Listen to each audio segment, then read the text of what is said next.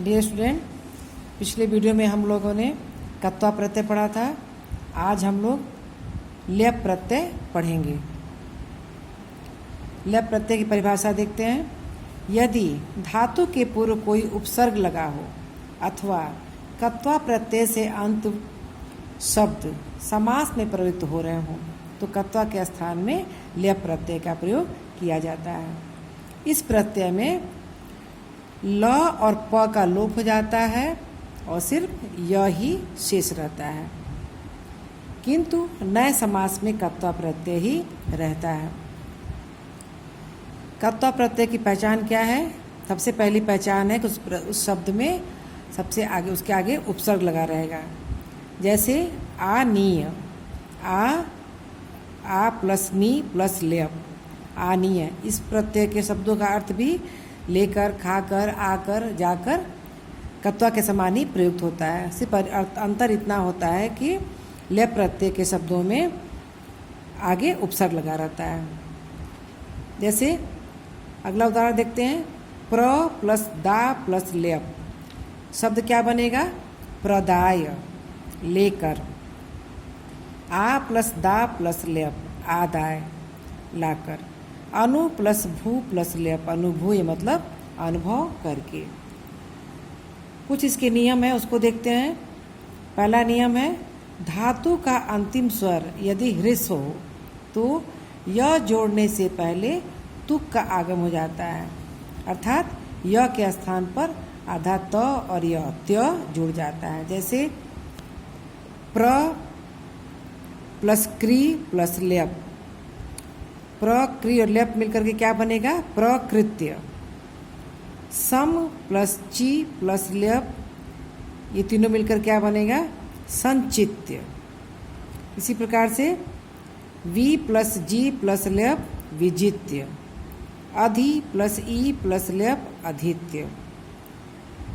इस प्रकार से ल्यप प्रत्यय में यह जोड़ करके शब्द बनाए जाते हैं। अगला प्रत्यय है तुमुन प्रत्यय। तुमुन प्रत्यय का प्रयोग के लिए अर्थ में किया जाता है। इसकी परिभाषा है, जब कोई क्रिया किसी दूसरी क्रिया के लिए की जाती है तो निमित्तार्थक क्रिया में तुमुन प्रत्यय होता है। जैसे रमेश पढ़ने के लिए विद्यालय जाता है। जब कोई किसी कार्य को करने के लिए किसी पर्पज से, किसी उद्देश्य से जाता है तो उस अर्थ में तुमुन प्रत्यय लगाया जाता है। यहाँ पर इस वाक्य में पढ़ने के लिए जो शब्द है ये है, यह निमित्तार्थक क्रिया है। इसलिए संस्कृत में ऐसे शब्दों के प्रयोग के लिए तुमुन प्रत्यय का प्रयोग किया जाता है। अतः इस वाक्य का संस्कृत में रूप क्या होगा? रमेशः पठितुम विद्यालयम गच्छति। रमेश पठितुम, पठ धातु प्लस तुमुन प्रत्यय, पठितुम विद्यालयम गच्छति। रमेश पढ़ने के लिए विद्यालय जाता है।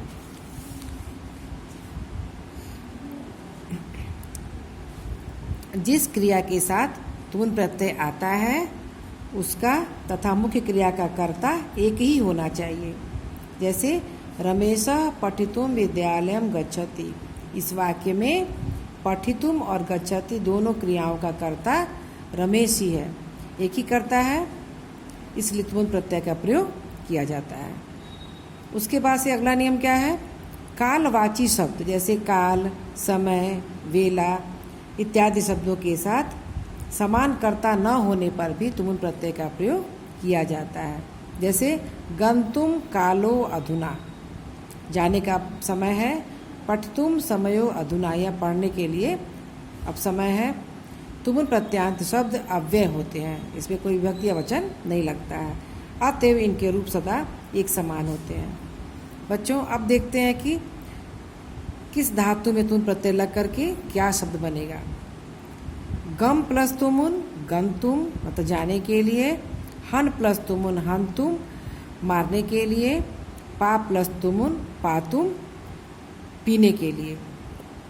इस प्रत्यय में भी कत्या प्रत्यय के समान सेठ धातु होता है, इसमें ई का आगम अपने आप हो जाता है। ऐसे पठ प्लस तुमुन, पठितुम, पठतुम नहीं होगा, ईट का आगम हो जाएगा और शब्द बनेगा पठितुम। पत प्लस तुमुन पतितुम, हस प्लस तुमुन हसितुम। इसमें भी धातु के अंत में या उपधा में स्थित ई उ री का गुण संधि हो जाता है, ए हो जाता है, ओ हो जाता है, अर हो जाता है। कहाँ कहाँ होता है? जी प्लस तुमुन जेतुम, ई का ए हो जाएगा। नी बड़ी ई लगा हुआ है, नी प्लस तुमुन नेतुम, इसमें ई बड़ी ई का ए हो जाएगा। श्रु, इसमें री है, रिकार है, श्रु प्लस तुमुन श्रोतुम, इसमें उकार है, छोटा ऊ है तो ऊ का ओ हो जाएगा, गुण हो जाएगा। क्री, इसमें रिकार है तो क्री क्या बन जाएगा? तुम प्रत्यय लग के करतुम, क्री प्लस तुमुन करतुम, ह्री प्लस तुमुन हरतुम।